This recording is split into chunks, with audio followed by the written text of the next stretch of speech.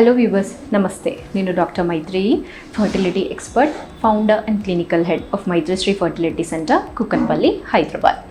ఈరోజు మనము IUI పద్ధతి గురించి తెలుసుకుందాము. IUI అంటే ఏంటి, అసలు ఈ IUI పద్ధతి అనేది ఎవరికి సజెస్ట్ చేస్తారు, సో ఈ పద్ధతి అనేది ఎలా ఉంటుంది, దీని సక్సెస్ అనేది ఎలా ఉంటుంది, దీని గురించి మనం ఈరోజు మాట్లాడుకుందాము. IUI అంటే దాని టర్మినాలజీ అనేది ఇంట్రాయూట్రైన్ ఇన్సమైనేషన్, అంటే గర్భాశయం లోపలికి వీర్యకణాలని పంపించే పద్ధతిని IUI అంటున్నాము. సో ఈ IUI అనేది అసలు ఎవరికి సజెస్ట్ చేస్తాము? జనరల్గా ఇన్నాళ్ళు ఇంట్లో ట్రై చేసుకున్నారు, న్యాచురల్గా వాళ్ళకి ప్రెగ్నెన్సీ అనేది రావడం లేదు, భార్యాభర్తకి టెస్టులు చేసినప్పుడు అన్నీ నార్మల్గానే ఉన్నాయి అంటే వాళ్ళని అన్ఎక్స్ప్లెయిన్డ్ ఇన్ఫర్టిలిటీ అంటాం. వీళ్ళకి IUI అనేది సజెస్ట్ చేస్తాం. నెక్స్ట్ భర్త విషయానికి వచ్చేస్తే వాళ్ళ వీర్యకణాల కౌంట్ అనేది చేసినప్పుడు కౌంట్ అనేది కొంచెం లోవర్ సైడ్ ఉంది, అంటే ఒక 8 to 10 మిలియన్ ఉంది. మొటిలిటీ అంటే కదలికలు అనేవి కూడా నార్మల్ కన్నా కొంచెం తక్కువగా ఉన్నాయి. కాకపోతే దీనికి ఒక క్రైటీరియా ఏంటి అంటే IUIకి మనం వెళ్ళాలి అంటే మొటిలిటీ, వీర్యకణాల కదలికల కౌంట్ అనేది మినిమం 20% కన్నా పైన ఉంటేనే IUI చేసిన ఉపయోగం అంటూ ఉంటుంది. తర్వాత మార్ఫాలజీకి వచ్చేస్తే మార్ఫాలజీ అంటే నార్మల్ ఫామ్స్, అంటే స్పర్మ్స్కి ఒక ఆకారం అనేది ఉంటుంది. ఆ ఆకారం అనేది 4 కన్నా ఎక్కువగా మంచిగా ఉన్నాయంటే అది నార్మల్ అంటాము WHO క్రైటీరియా ప్రకారం. అలా కాకుండా 100లో 4 కన్నా తక్కువగా ఉన్నాయి అంటే అప్పుడు అబ్నార్మల్ మార్ఫాలజీ ఎక్కువగా ఉంది అన్నట్టుగా చూస్తాము. సో IUIకి వెళ్ళాలంటే అట్లీస్ట్ 2% కన్నా అయినా కానీ ఎక్కువగా ఉండాలి. సో ఈ విధంగా హస్బెండ్ సైడ్ నుంచి ఉంటుంది.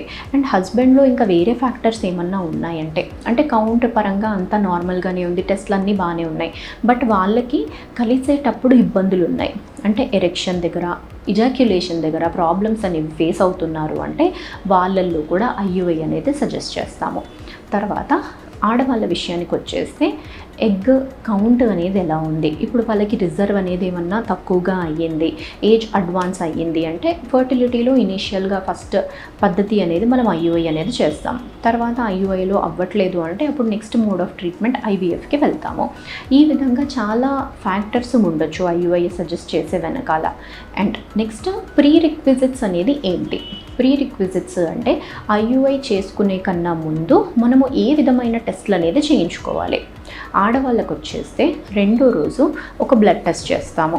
అదేంటి అంటే హార్మోన్స్ ఎలా ఉన్నాయి అనేది చూడడానికి FSH, LH అనేది. ఇంకొకటి బోత్ పార్ట్నర్స్ ఇద్దరికి వైరల్ స్క్రీనింగ్ అనేది చేస్తాము. వైరల్ స్క్రీనింగ్లో HIV, HPSAG, HCV, VDRL ఈ 4 టెస్ట్లు అనేది చేస్తాము.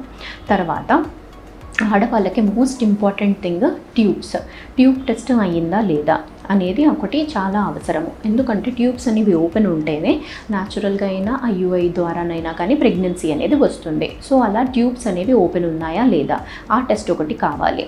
తర్వాత మగవాళ్ళకు వచ్చేస్తే వైరల్ స్క్రీనింగ్ ఒకటి, నెక్స్ట్ సెమెన్ అనాలిసిస్, కౌంట్, ఇవనేవి ఇంపార్టెంట్.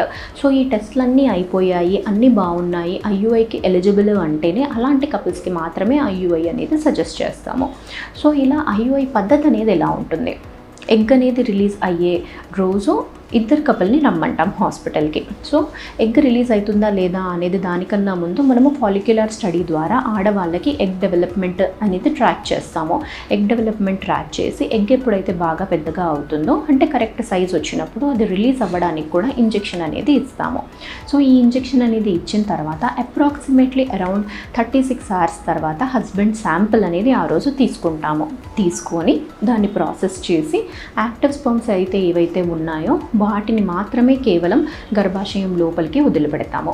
ఇలా వదిలిపెట్టిన తర్వాత ఒక 15 నిమిషాలు అనేది వాళ్ళని అదే టేబుల్ పైన రెస్ట్ తీసుకోమంటాము.